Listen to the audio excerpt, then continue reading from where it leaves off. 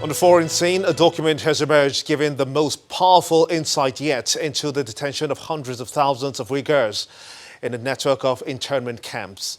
The records, made up of 137 pages of columns and rows, include how the Uyghurs, China's Muslim population, often pray, how they dress, whom they contact, and how their family members behave. China has denied any wrongdoings, insisting that it is combating terrorism and religious extremism. Here's Simon Pusey with more international stories in Around the World in 5. Good evening and welcome to the channel's studio in London for your 5-minute news update from around the world. 2 planes carrying hundreds of US citizens from a coronavirus-hit cruise ship have arrived in the United States. One plane has landed at a US Air Force base in California, and its passengers will be isolated at military facilities for 14 days. There were some 400 Americans on board the Diamond Princess. The ship, with some 3,700 passengers and crew, has been in quarantine since the 3rd of February. Meanwhile, China reported a total of 2,048 new cases on Monday. Of those new cases, 1,933 were from Hebei province, the epicenter of the outbreak. France has warned Britain to expect a bruising battle with the EU in post-Brexit trade negotiations. French Foreign Minister Jean-Yves Le Drian predicted the two sides would rip each other apart as they strove for advantage in the negotiations. The UK government said it wanted a deal based on friendly cooperation between sovereign equals. Boris Johnson's chief Brexit negotiator is expected to give more details of the UK's negotiating aims in a speech in Brussels later. Revenir sur la discussion sécuritaire à l'avenir.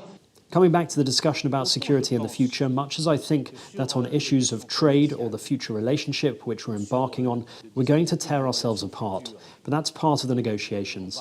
Everyone defends their own interests. You see the statements coming from both sides, including my own, which say, this is how we're setting the bar, and you see what you can get. That's all part of the discussion. The UN says at least 22 people have been killed in an attack on a village in northwestern Cameroon. Over half those killed in Ntumbo were children, and local media report that several victims were burned alive. No one has claimed responsibility for Friday's incident. At least 6 people were killed and 50 hospitalised after a suspected poisonous gas spread overnight in a neighbourhood near the seaport in Pakistan's southern city of Karachi. Panic and fear gripped the town of Kiamari, where people complained of a gas spreading and started to wear face masks for protection. People who faced breathing problems were brought to hospital. According to local media, residents and victims claimed that a poisonous gas had leaked from one of the ships at the seaport in which chemicals had been stored to preserve vegetables. The official cause of the incident is not immediately known. Communities across Britain have faced another day of flooding and travel chaos following the torrential rain and strong winds brought by Storm Dennis. More than 300 flood warnings are in place across the UK, including 5 severe warnings in England. Further evacuations from flood-hit areas could be deemed necessary, and river levels are set to rise even further. A woman is believed to have died in floodwater near Tenbury Wells in Worcestershire, where residents were evacuated from their homes by boat overnight. Travel continues to be disrupted across the UK, with A roads closed in Staffordshire and Nottinghamshire in England, and Powys and Monmouthshire in Wales. South Africa's President Cyril Ramaphosa has declared a state honours funeral for the musician Joseph Shabalala, who died earlier this month at the age of 78. It means the national flag will be flown at half-mast until the ceremony on the 22nd of February, and South African police will provide ceremonial pomp on the day. The special official funeral category 2 is usually accorded to spouses of serving presidents and deputy presidents, as well as deputy ministers and deputy speakers of the National Assembly. Shabalala rose to fame as the founder and director of the choral group Ladysmith Black Mambazo, which won 5 Grammy Awards. Inspired by the late Pope John Paul II, who was an avid skier, Polish priests hit the slopes for a friendly competition in Poland. The priests, in their traditional black cassocks, warm up with prayers, then change into full ski suits for the alpine skiing tournament. The annual event is in its 23rd year and draws clergymen from all over the country. Priests are divided into 4 age groups based around an 800-metre slalom race. The winners of each category receive the John Paul II Cup as their prize. And that's your international news around the world in 5. Now back to the studios in Nigeria. Brilliant. Many thanks indeed, Simon. Olumide Macaulay has the sports news now.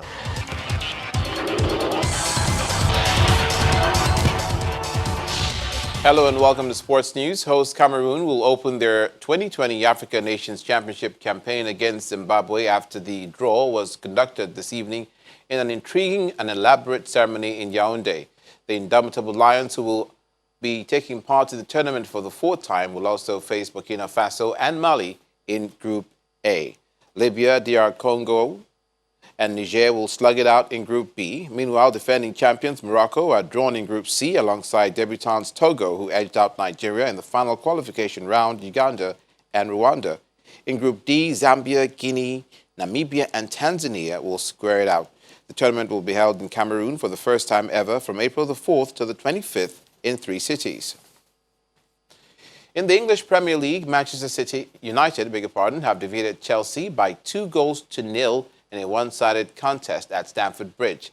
Anthony Martial got the opener on the 45th minute of the first half and has now scored 4 goals in his last 3 Premier League games against Chelsea. Harry Maguire made it 2 heading home Bruno Fernandes's corner in the second half to hand the Manchester United team their 10th win of the season in 26 games. With the win, United are 7th with 38 points, while Chelsea stay in 4th with 41 points from 26 games. Spain's World Cup winning captain Iker Casillas has confirmed he will run for the presidency of the Spanish Football Federation. The date of the election has not yet been decided, but Casillas has informed his current club Porto of his decision, with the 38-year-old now expected to retire from playing the game. He's considered one of the greatest goalkeepers of his generation and led Spain to their first World Cup triumph in South Africa in 2010.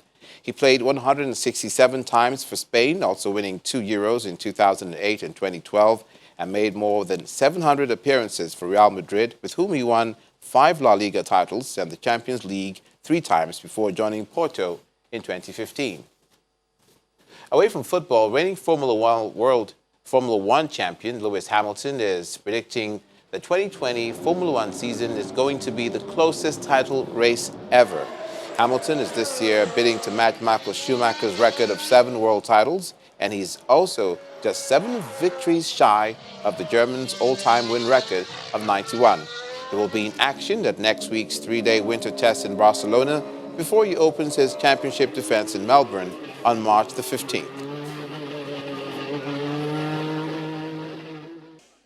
Finally, organizers have revealed that United by Emotion is the motto for the Tokyo 2020 Olympics and Paralympics as they look to hammer home the message of diversity and inclusion.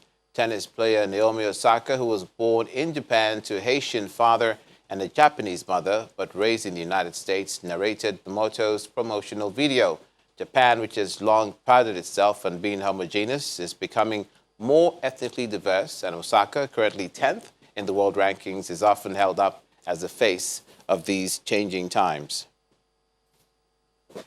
That's it on Sports News. Gimba is back with the rest of the news.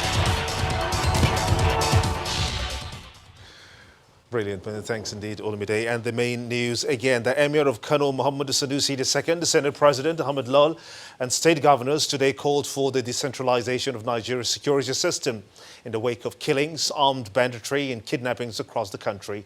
The leaders were all speaking at the ceremony to commemorate the 60th birthday of Kaduna State Governor Malam Nasir El-Rufai. And that's how it's been on the news at 10 tonight. I want to thank you so much indeed for watching. On behalf of all of us here, I'm Gimba Umar. Good night.